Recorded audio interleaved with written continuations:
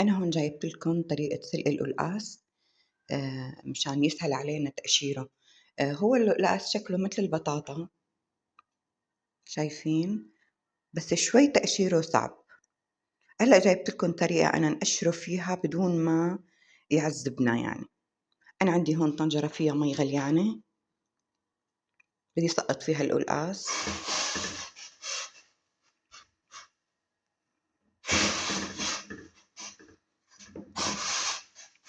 بدي استنى عليهم 10 دقايق بس لحتى يغلوا غلوة واحدة بس يغلوا غلوة واحدة رح أطفي عليهم وأقشرهم وفرجيكم إياهم بعد التقشير.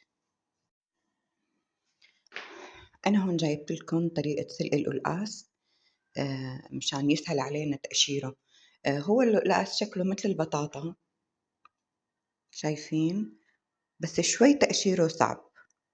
هلأ جايبت لكم طريقة أنا نقشره فيها بدون ما يعذبنا يعني.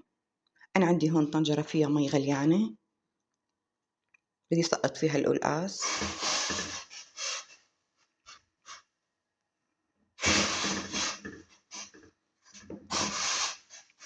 بدي استنى عليهم 10 دقايق بس لحتى يغلوا غلوة واحدة بس يغلوا غلوة واحدة رح أطفي عليهم وأقشرهم وفرجيكم إياهم بعد التقشير. هاي هون هلا بعد ما قطعنا القلقاس قشرناه وقطعناه. طبعا انا صورت لكم طريقه كيف بدنا نقشره بطريقه سهله. هلا بعد ما قشرته وقطعته عندي هون انا كيلو قلقاس تقريبا مقطع، وعندي هون نص كيلو لحمه بلدي، وعندي هون تقريبا كمان كيلو سلق. بعد ما شلت الضلع تبعه، الضلوع تبعه كثير قاسيه، وانا الضلوع تبعه لازمت لي بحابه اعمل فيها اكله ما كبيتها.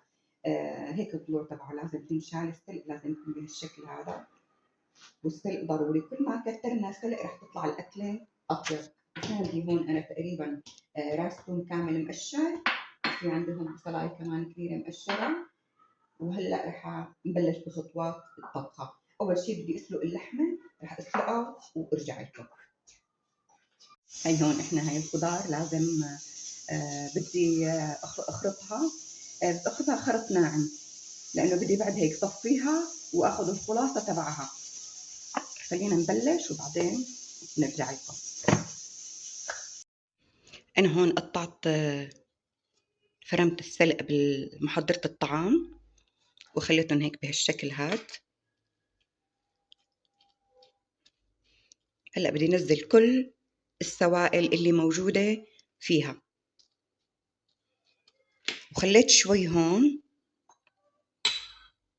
شوي هيك متقطعين بالسكينة كمان لازم لي، بدي خليهم بقلب التقلاية.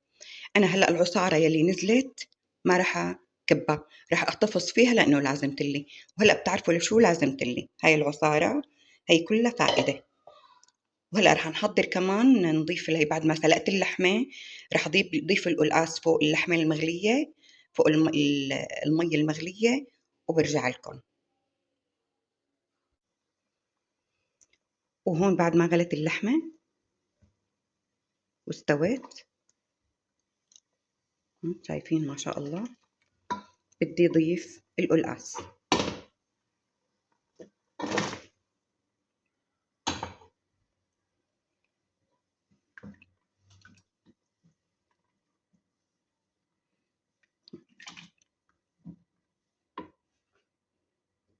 وعندي هاي المرقة اللي قلت لكم إني أنا العصارة اللي طلعت من السلق إني أنا ما رح كبها، رح أضيفها فوق المرقة.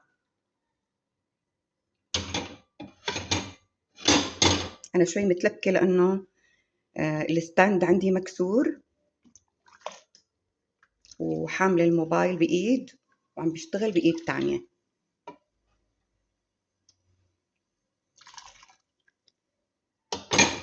شوفوا لي على هاللون، هاي طبخة القلقاس المصرية بجدارة. طبعا لسه طبختنا ما انتهت، ناقصة أشياء كتيرة، لسه ناقصها التقلية واللي هي أهم خطوة بكل الطبخة. هلأ بستنى القلقاس لحتى يستوي، وأنا هون كمان شعلت على الرز.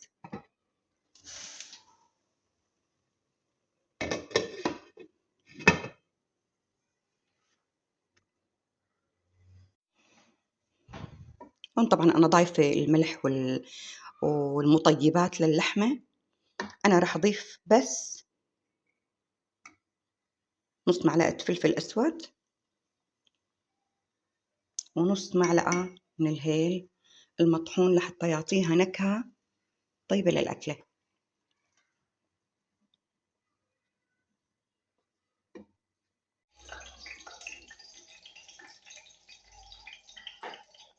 أنا هون جبت طاسة حطيت فيها شوية سمنة أو معلقة سمنة كبيرة.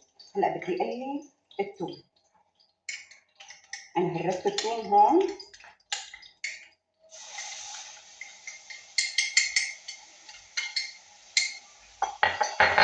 بدي أقلي التوم شوية صغيرة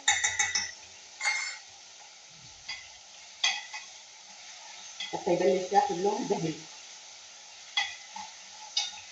هاي التقلاية أهم نقطة بموضوع كل طبخة القلقاس. يا عيني على الروايح، روايح بتشهي.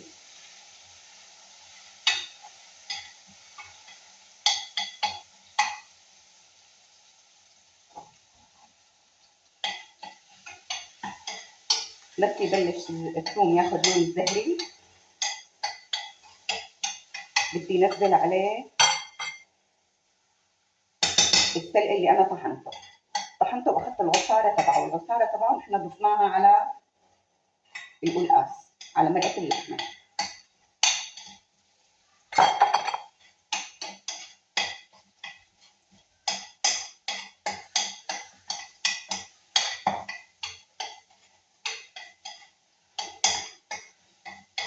الريحه خرافيه.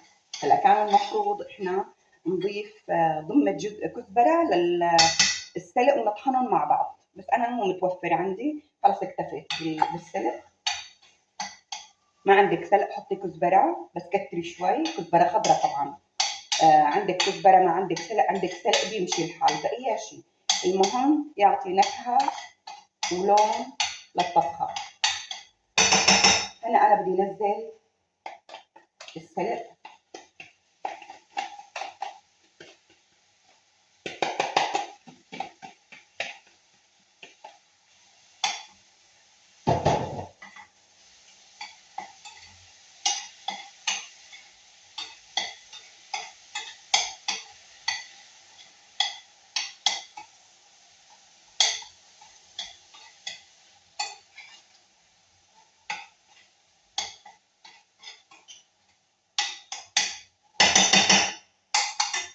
وكمان بدي انزل شويه السلق اللي خليتهم قطع.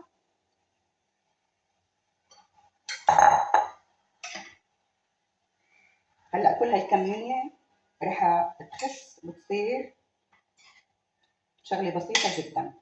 طبعا المتعارف عليه انه السلق والسبانخ بيخسوا على الطبخ، ما بيصفى منهم حدا.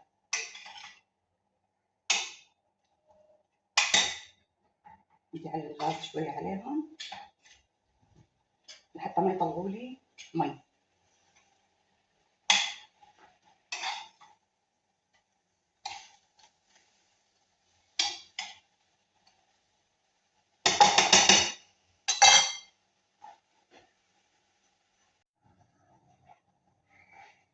هلا هون خلصت التقليه لحتى صارت معي بهالشكل هذا. طلعت كل المي اللي فيها وبلش يطلع منها وصارت هيك تقرمش قرمشه. شايفين كيف؟ هلا انا بدي تقريبا القلقاس عندي استوى هون، ما شاء الله المنظر والريحه ما بقدر اوصف لكم. انا ما بدي شيل وقلي مثل ما بنقلي الملوخيه، لا انا بدي اقلي بهالشكل هذا.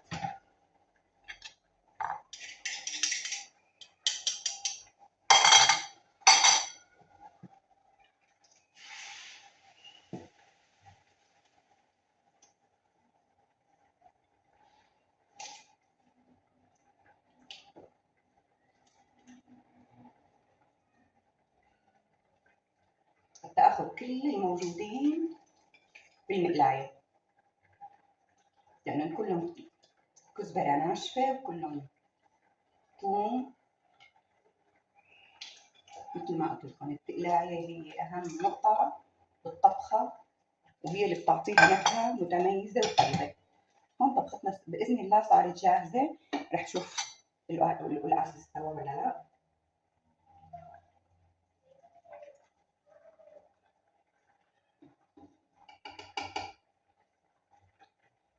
هون القلقاس عندي استوى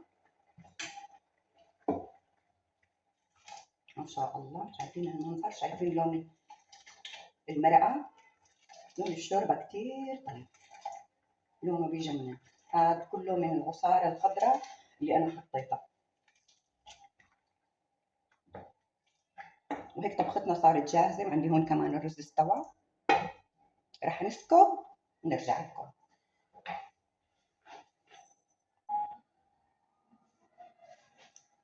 وهي طبختنا صارت جاهزه. المنظر والريحه ياخذوا العقل. ان شاء الله صحه وهنا. اليوم طبختنا كانت من مصر، يعني طبختنا مصريه بامتياز.